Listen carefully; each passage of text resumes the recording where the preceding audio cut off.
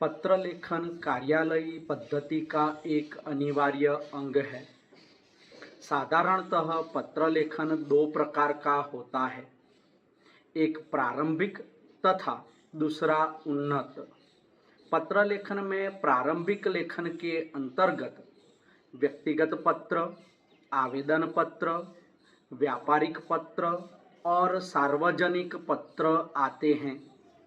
उन्नत लेखन के अंतर्गत वह सभी पत्र आ जाते हैं जिन्हें सरकारी कर्मचारी अथवा अधिकारी विभाग में लिखकर सूचनाओं, संदेशों एवं निर्देशों का आदान प्रदान करते हैं। कार्यालयी या सरकारी पत्राचार का अर्थ कार्यालयी संबंधी कार्यों को निपटाने के लिए लिखे जाने वाले पत्र को कार्यालयी पत्र या सरकारी पत्र कहा जाता है। सरकारी पत्राचार की परिभाषा इस प्रकार है। सामान्यतः सरकारी, राजकीय एवं प्रशासनिक कामकाज को सुव्यवस्थित एवं सुचारू रूप से चलाने के लिए लिखे जाने वाले पत्रों को ही कार्यालयी पत्र की संज्ञा से अभिहित किया जाता है। प्रशासनिक अथवा कार्यालयी पत्राचार से तात्पर्य ऐसे पत्र प्रकारों से है जो किसी संस्था, कार्यालय या मंत्रालय तथा उसके कार्यरत कर्मचारियों के बीच प्रशासनिक प्रयोजनों के लिए लिखे जाते हैं। सरकारी पत्राचार का स्वरूप इस प्रकार है। पत्र लेखन का ज्ञान कार्यालयों में काम कर रहे कर्मचारियों एवं अधिकारियों के साथ साथ साधारण लोगों को भी होना चाहिए। सरकारी कार्यालयों में सबसे अधिक प्रयोग पत्राचार का ही किया जाता है। पत्र सरकारी कार्यालयों में उनकी कार्यपद्धति एवं संप्रेषण प्रणाली की रीढ़ की हड्डी का कार्य करते हैं। विभिन्न देश विदेश की सरकारों, विविध सार्वजनिक उद्यमों, संस्थाओं, बैंक के कार्यालयों, कंपनियों, निगमों तथा सामान्य जनता से संपर्क स्थापित करने और कार्यविधि को गतिशीलता प्रदान करने हेतु पत्रों का प्रयोग मुख्यतः किया जाता है। सरकारी पत्रों में विशिष्ट प्रकार की शैली का इस्तेमाल किया जाता है। यह पत्र न तो व्यावसायिक पत्रों की भांति शुष्क होते हैं और न ही व्यक्तिगत पत्रों की भांति आत्मीयता से भरे हुए। सरकारी पत्र यथासंभव संक्षिप्त एवं तटस्थ होते हैं। केंद्र सरकार के कार्यालयों में प्रयुक्त पत्रों की रचना प्रक्रिया, शैली तथा भाषा की अपनी विशिष्ट परंपरा तथा पद्धति है। सामान्यतः सरकारी पत्र विशिष्ट होते हैं। फलतः यह धारणा बलवती होती है कि ऐसे पत्रों में न तो स्वतंत्र विचारों, भावों को स्थान होता है, न स्वतंत्र शैली का आविष्कार किया जा सकता है। पत्र व्यवहार एक कला है। पत्राचार संप्रेषण और संपर्क का प्रभावशाली साधन भी है। अतः प्रभावशाली पत्र लिखने के लिए कुछ महत्वपूर्ण विशेषताओं की ओर ध्यान देना आवश्यक हो जाता है। इन पत्रों में सरलता, स्पष्टता, संक्षिप्तता, शिष्टता, प्रभावोत्पादकता, वैशिष्ट्यपूर्ण भाषा शैली आदि का प्रयोग होना चाहिए। इन पत्रों को निश्चित शब्दावली तथा वाक्य विन्यास के अनुसार ही लिखे जाते हैं।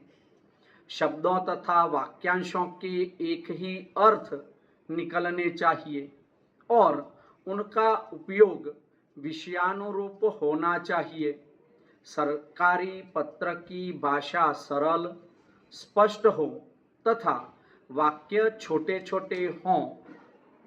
प्रशासनिक पत्राचार का तात्पर्य एवं उनकी आवश्यकता। प्रशासनिक अथवा कार्यालयी पत्राचार से तात्पर्य ऐसे पत्र प्रकारों से है जो किसी संस्था, कार्यालय या मंत्रालय तथा उसके कार्यरत कर्मचारियों के बीच प्रशासनिक प्रयोजनों के लिए लिखे जाते हैं।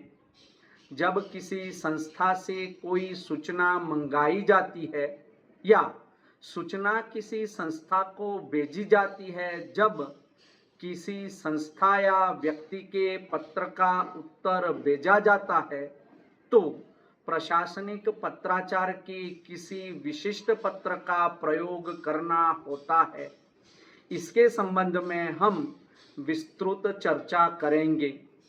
सामाजिक तथा व्यक्तिगत पत्राचार की आवश्यकता का आधार प्रेषक तथा प्रेषित की परस्पर दूरी होती है। कार्यालयी संदर्भ में प्रेषक या प्रेषित अक्सर उसी कार्यालय में होता है। यदि किसी कर्मचारी की कोई समस्या होती है तो वह अपने अधिकारियों से व्यक्तिगत स्तर पर मिल सकता है, लेकिन उसकी कठिनाइयों के निराकरण के लिए औपचारिक पत्राचार की आवश्यकता पड़ती है। इस प्रकार प्रशासनिक पत्राचार की आवश्यकता का आधार औपचारिकता है। प्रशासनिक पत्राचार का कोई एक निश्चित रूप या प्रकार नहीं होता। विभिन्न स्थितियों, संदर्भों, प्रयोक्ता की आवश्यकताओं के अनुसार इसके रूप में अंतर आ जाता है। यदि किसी मामले में दो उच्च अधिकारियों के बीच पत्राचार होगा तो उसका रूप अलग होगा। यदि किसी कर्मचारी के खिलाफ अनुशासनिक कार्रवाई की जाएगी या उससे स्पष्टीकरण मांगा जाएगा तो उसके लिए अलग पत्र का प्रयोग किया जाएगा। यदि किसी सूचना का संप्रेषण सामान्य जनता के लिए होगा तो उसके लिए अलग तरह के पत्र की आवश्यकता होगी। इस प्रकार पाते हैं कि मंत्रालयों या कार्यालयों में भिन्न भिन्न प्रकार के प्रशासनिक पत्रों का प्रयोग किया जाता है, जिसे प्रशासनिक पत्राचार की संज्ञा दी जाती है। इन विभिन्न प्रकार के पत्रों के आधार में जहां स्थिति संदर्भगत अंतर रहता है, वहीं इनके प्रारूप में भी पर्याप्त अंतर होता है। सभी प्रकार के प्रशासनिक पत्राचार की आवश्यकता के आधार में मुख्य रूप से आवेदन पत्र या विभिन्न संस्थाओं से प्राप्त पत्र होते हैं, जिन पर कार्रवाई करने के बाद अपेक्षित निर्णय की सूचना देने के लिए पत्राचार का प्रयोग किया जाता है। इस प्रकार के सभी आवेदन पत्रों को कार्यालयीन भाषा में आवर्ती कहा जाता है। कार्यालय में प्राप्त सभी पत्रादि आवर्ती बन जाते हैं और उसके निपटान के लिए कार्यालयी तंत्र में आवश्यक कार्रवाई करके उसके संबंध में विभिन्न पत्र प्रकार जारी किए जाते हैं। अब हम प्रशासनिक पत्राचार अर्थात कार्यालयी पत्राचार के विभिन्न रूपों या प्रकारों की विस्तृत चर्चा करेंगे। प्रशासनिक पत्राचार के लिए किसी खास तरह के फॉर्मेट का इस्तेमाल नहीं किया जाता। अलग अलग स्थितियों, संदर्भों और उपयोगकर्ताओं की खासियतों के आधार पर इसके कई तरह के रूप हो सकते हैं। प्रशासनिक पत्राचार में परस्पर भेद का आधार एक और तो उनके प्रयोग की स्थिति होती है और दूसरी ओर उनमें प्रारूपगत अंतर भी। सरकारी कार्यालयों से भेजे जाने वाले विविध पत्र निम्नलिखित प्रकारों में से किसी एक प्रकार के हो सकते हैं। सबसे पहले सरकारी पत्र, इसे शासकीय पत्र भी कहा जाता है। सरकारी पत्राचार में सरकारी पत्र का महत्वपूर्ण स्थान है। सरकारी पत्रों का प्रयोग विभिन्न मंत्रालयों, संस्थाओं, निकायों, निगमों, सार्वजनिक उद्योगों, बैंकों तथा कंपनियों के साथ संपर्क तथा दूरसंचार के उपयुक्त माध्यम के रूप में किया जाता है। सरकारी पत्र उत्तम पुरुष में ही प्रायः लिखे जाते हैं। सरकारी पत्र में तथ्यों तथा स्थितियों को उनके मूल रूप में यथास्थिति रखा जाना अत्यावश्यक होता है। ऐसे पत्रों की भाषा सरल, सुबोध तथा स्पष्ट होनी चाहिए तथा पत्रों में लोकोक्तियों, मुहावरों एवं कहावतों का प्रयोग बिल्कुल नहीं किया जाना चाहिए। सरकारी पत्र सीधे विषयानुरूप लिखे जाने आवश्यक होते हैं। सरकारी पत्र का संबोधन सामान्यतया महोदय से आरंभ होता है। सभी प्रकार के सरकारी अर्थात शासकीय पत्रों के अधोलेख में भवदीय लिखा जाता है। अर्ध सरकारी पत्र, इस प्रकार के पत्र का प्रयोग सरकारी अधिकारियों के आपसी पत्र व्यवहार में विचारों या सूचना के आदान प्रदान या प्रेषण के लिए किया जाता है। इसमें निर्धारित क्रियाविधि के पालन की जरूरत नहीं होती। कई बार सरकारी व्यवस्था के फलस्वरूप कोई मामला उलझ जाने पर सुलझता नहीं है या सुलझने में काफी देर हो जाती है, तब अपने समकक्ष या अपने से कनिष्ठ स्तर के अधिकारियों को प्रस्तावित कार्य शीघ्र निपटाने के लिए जिस पत्र को लिखा जाता है उसे अर्ध सरकारी पत्र कहा जाता है। इन पत्रों में विचारों के आदान प्रदान के लिए विशेष शासकीय औपचारिकता का निर्वाह करने की आवश्यकता नहीं होती। अर्धशासकीय पत्र की भाषा आदर सूचक होनी चाहिए तथा उनमें आदेशात्मक वाक्यों का प्रयोग वर्जित होना चाहिए। कार्यालय ज्ञापन, कार्यालय ज्ञापन सरकारी पत्राचार का महत्वपूर्ण अंग है। कार्यालय ज्ञापन का प्रयोग भारत सरकार के मंत्रालयों द्वारा आपसी व्यवहार एवं सूचना आदि के लिए होता है। यह हमेशा अन्य पुरुष में लिखा जाता है। इसमें संबोधन या अधोलेख नहीं होता है। जहाँ तक हो सके मंत्रालय से संबंध और अधीन कार्यालय को कार्यालय ज्ञापन नहीं भेजे जाते। ज्ञापन, ज्ञापन का प्रयोग अधीन प्राधिकारियों के पास ऐसी सूचना भेजने के लिए किया जाता है जो सरकारी आदेश के समान नहीं होता। ज्ञापन हमेशा कार्यालय ज्ञापन की तरह अन्य पुरुष में लिखा जाता है। सरकारी कार्यालयों में अधिकारियों द्वारा कर्मचारियों की नियुक्तियां, स्थानांतरण, वेतन वृद्धि आदि अनेक बातों के लिए ज्ञापन का प्रयोग किया जाता है। इसी के साथ कार्यालयीन प्रार्थना पत्रों, आवेदन पत्रों आदि की पावती भेजने तथा अधीनस्थ कार्यालयों को पूरी तरह सरकारी आदेश भेजने के लिए प्रयोग किया जाता है। ज्ञापन एक पदाधिकारी दूसरे उससे कनिष्ठ पदाधिकारी को लिखता है। ज्ञापन सीधे विषय से संबंधित ही लिखे जाते हैं। अतः ज्ञापन लिखने वाले प्राधिकारी को सरकारी नीतियों तथा सेवाओं की पर्याप्त जानकारी होनी चाहिए। ज्ञापन में न संबोधन होता है न आत्मनिर्देश, किंतु उसके अंत में केवल प्रेषक के हस्ताक्षर तथा पदनाम दिया जाता है। ज्ञापन की भाषा सरल तथा वाक्य एवं पद छोटे छोटे होने चाहिए।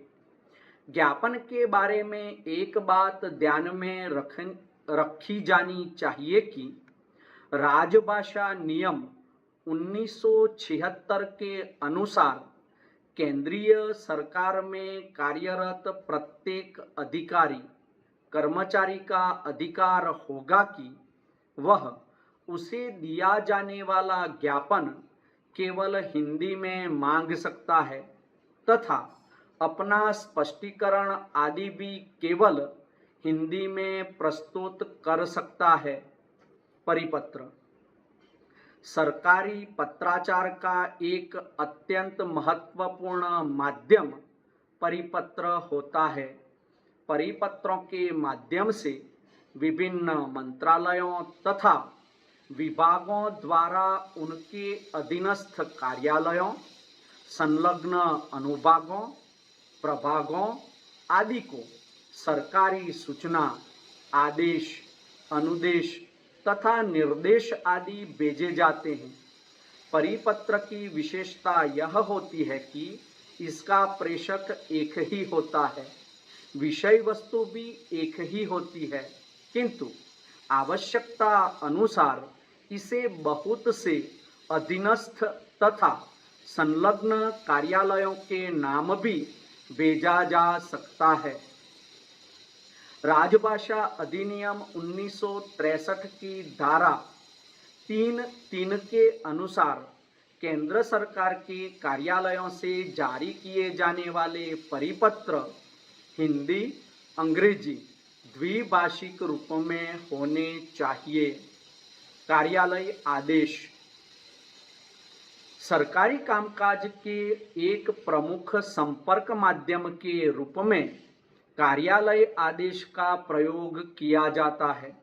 इसका प्रयोग किसी मंत्रालय, संबद्ध विभाग, प्रभाग, अनुभाग अथवा कार्यालय में कर्मचारियों के लिए सरकारी प्राधिकारी द्वारा संबंधित कार्य हेतु किया जाता है।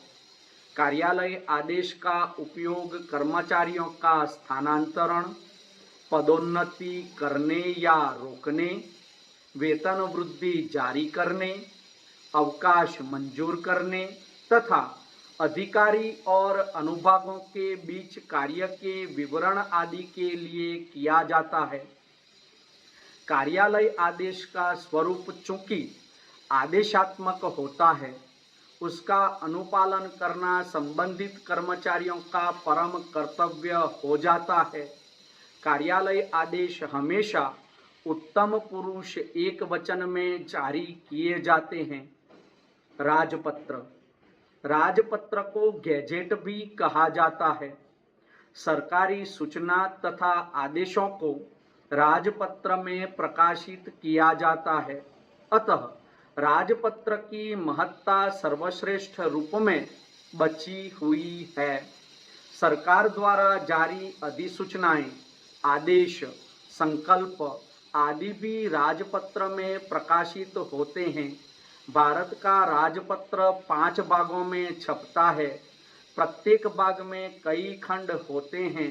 राजपत्र में छपने के लिए सामग्री भेजते समय कई बातों का ध्यान रखा जाता है। संकल्प संकल्प केवल सरकार की ओर से ही जारी किया जाता है। इसका प्रयोग निम्नलिखित उद्देश्यों के लिए किया जाता है।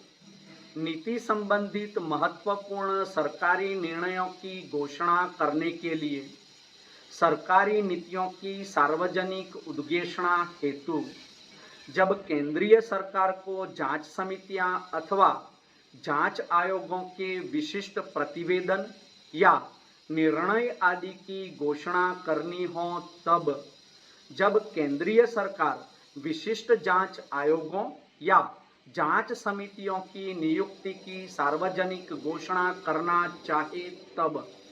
पृष्ठांकन: इसका प्रयोग तब किया जाता है जब कोई कागज मूल रूप में भेजने वाले को ही लौटाना हो या किसी और मंत्रालय या संबद्ध या अधीन कार्यालय को सूचना, टीका टिप्पणी या निपटाने के लिए भेजना हो, या जब पत्रादि पाने वाले के अलावा उसकी नकल और भी किसी को भेजनी हो। प्रशासनिक मंत्रालयों द्वारा जारी की गई वित्तीय मंजूरियों की नकलें भी, जिन्हें वित्त मंत्रालय के द्वारा लेखा परीक्षा अधिकारियों के पास भेजना हो, किसी विचाराधीन मामले को निपटाने अथवा उस पर विचार विमर्श करने के लिए भेजा जाना हो, पृष्ठांकन द्वारा ही भेजा जाता है। प्रेस विज्ञप्ति: सरकारी कार्य प्रणाली में प्रेस विज्ञप्ति या प्रेस नोट सरकार के निर्णयों, आदेशों, प्रस्तावों तथा नीतियों आदि को सार्वजनिक तौर पर जानकारियां पहुंचाने के लिए विशेष भूमिका में रहती है। केंद्रीय नीतियों को प्रसारित एवं प्रचारित करने की उद्देश्य पूर्ति के लिए भी प्रेस विज्ञप्ति का प्रयोग किया जाता है। इसे प्रमुख समाचार पत्रों में ज्यों की त्यों यथास्थिति प्रकाशित किया जाता है, क्योंकि उसका स्वरूप अत्यधिक औपचारिक होता है। द्रुत पत्र: द्रुत पत्र को तुरंत पत्र भी कहा जाता है। द्रुत पत्र का अर्थ है शीघ्र पहुंचाने वाला पत्र। सरकारी कार्यों से संबंधित संदेश, सूचनाएं, रिपोर्ट, समाचार आदि शीघ्र भेजने के लिए द्रुत पत्रों का उपयोग किया जाता है। ऐसे पत्रों में पते पर तुरंत विवरण लिखा जाना आवश्यक होता है। मितव्यय पत्र: मितव्यय पत्र को सेवाग्राम भी कहा जाता है। मितव्यय पत्रों का स्वरूप द्रुत पत्र और तार जैसा ही होता है। देश विदेश के गोपनीय स्वरूप का पत्र व्यवहार करने के लिए मितव्यय पत्र का मुख्यतः प्रयोग किया जाता है। अन्य सरकारी पत्रों की अपेक्षा मितव्यय पत्र की अपनी कुछ खास विशेषताएं होती है। ऐसे पत्रों की भाषा सामान्य सरकारी पत्रों की भाषा से सर्वथा भिन्न होती है, जो सामान्य जनता की समझ में नहीं आ सकती। मितव्यय पत्र राजनयिक थैले या रजिस्ट्री बीमा डाक द्वारा भेजा जाता है और बीजांक कर्मचारी उसे सभी संबंधित अधिकारियों को एक साथ बांट देते हैं। उसके साथ कोई सहपत्र आदि नहीं भेजा जाता। अनौपचारिक टिप्पणी: सरकारी कामकाज में अनौपचारिक टिप्पणी का भी योग यदाकदा अवश्य किया जाता है। अनौपचारिक टिप्पणी मुख्यतः फाइल पर स्वतंत्र टिप्पणी तैयार कर संबंधित फाइल को ही मंत्रालय अथवा विभाग आदि में भेजकर तथा स्वतः पूर्ण टिप्पणी अथवा ज्ञापन भेजकर किया जा सकता है। इसका प्रयोग विभिन्न मंत्रालयों, विभागों अथवा संबद्ध कार्यालयों आदि से विशिष्ट विषय या मामले पर विचार मंगाने हेतु किया जाता है। अनुस्मारक: इसे स्मरण पत्र भी कहा जाता है। अनुस्मारक के लिए पत्र का वही रूप प्रयुक्त किया जाता है जिसमें मूल पत्र प्रेषित किया गया हो। जब मूल पत्र के अनुसार कार्यवाही समय पर न की गई हो अथवा मांगी गई जानकारी समयावधि में न भेजी गई हो, तब संबंधितों को कार्य का स्मरण दिलाने के लिए अनुस्मारक का प्रयोग किया जाता है। अनेक पत्रों और स्मरण पत्रों के बावजूद मामले का उत्तर प्राप्त नहीं हुआ हो, तब अर्ध सरकारी पत्र के रूप में भी अनुस्मारक लिखे जाते हैं। प्रतिवेदन सरकारी काम के प्रमुख अंग के रूप में जांच, तथ्यान्वेषण, सुझाव आदि के विस्तृत विवरण प्रस्तुत करने की प्रणाली को प्रतिवेदन या रिपोर्ट कहा जाता है। प्रतिवेदन में वह सूचना या जानकारी प्रस्तुत की जाती है जो सार्वजनिक रूप में यथातथ्य ज्ञात नहीं होती। प्रतिवेदन एक या अनेक व्यक्ति, अधिकारी, सचिव तथा सरकार के द्वारा गठित आयोग, मंडल प्रस्तुत करते हैं। प्रतिवेदन में विषय तथा स्थिति की गंभीरता के अनुसार उसकी पृष्ठभूमि संक्षिप्त अथवा विस्तृत हो सकती है, किंतु जब प्रतिवेदन किसी विशेषज्ञ के द्वारा प्रस्तुत किया जाता है तो वह विस्तृत रूप में विश्लेषणात्मक ही रहता है। तार सरकारी पत्राचार में तार की विशेष भूमिका एवं महत्व था। तार सिर्फ उन्हीं मौकों पर भेजे जाते थे जब वह बहुत जरूरी हो। तार दो तरह के होते थे। अब इनका स्थान मेल, फैक्स आदि ने ले लिया है। इसके अलावा भी कुछ सरकारी पत्र है जिनका प्रयोग समय समय पर किया जाता है तथा आज नए जमाने की कई पद्धतियों का उपयोग भी सरकारी कार्यों को निपटाने के लिए किया जाता है।